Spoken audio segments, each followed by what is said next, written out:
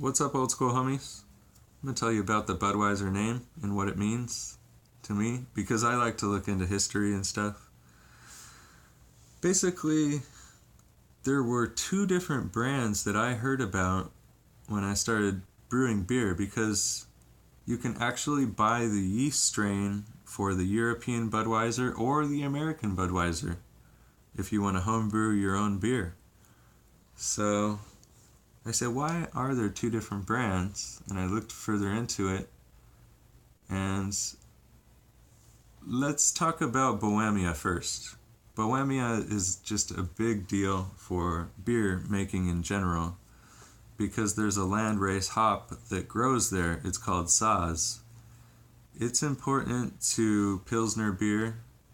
I think it's the number one kind of identifier of Pilsner beer for me. And it grew there, it still grows there. It's had some different problems with the plant, but it's very important to making beer, and we grow it all over the world. It's very important, just put it that way. And that's why they started making the breweries next to the ingredients, put it that way. So Budweiser Burgerbrau came out in 1785 with the name.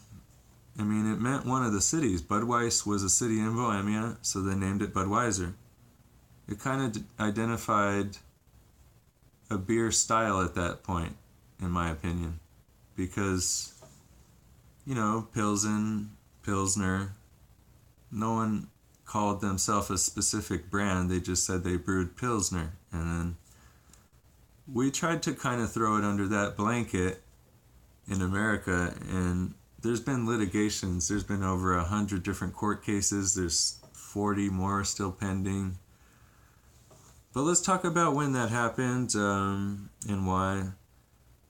Budweiser Burgerbrau, which was founded in 1785, exported their beer in 1871 to America. Now in 1876, Anheuser-Busch started trademarking their own Budweiser, and it wasn't until 1907 that litigation started happening, where they said you can only start selling your beer in America with that Budweiser name. You can't start exporting it.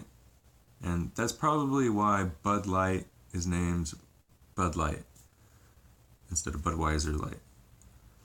It's just easier to fight the litigations. But we are able to sell Budweiser in a few countries under the Budweiser name, but most of the time we have to sell it under the name Bud. Still, today in Italy, it has to be called Bud, not Budweiser. But there's another brand that's also important. It's called Budvar. Now, Budvar is still an important brand in Europe. I think they were the number one brand in 2014, as far as I read.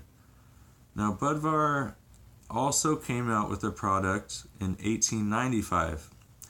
Now, in our timeline here, 1876 is when Anheuser-Busch came out with their Budweiser. Budweiser is actually brewed in Bohemia, in the same place where Budweiser Burgerbrau brewed their beer. So they kind of had a little bit of a claim to fame being in the original spot. Now, they had the same label that American Budweiser has. And this is where it gets really weird. It was almost a spite, because why would they have the same label? So eventually, Budweiser got bought out by InBev, and then InBev tried to buy out Budweiser Burgerbrau, which they did, but it still didn't help, because there was still Budvar Budweiser, which is still a big brand nowadays, so they still litigate, and the court cases go on. The Budweiser name actually has been fading in America since 1988. That was the peak of the beer, and it's been going down ever since. So I would sort of now just kind of call it a style of Budweiser. It's a piece of history, but as far as like court cases going on and on about it, I think they will.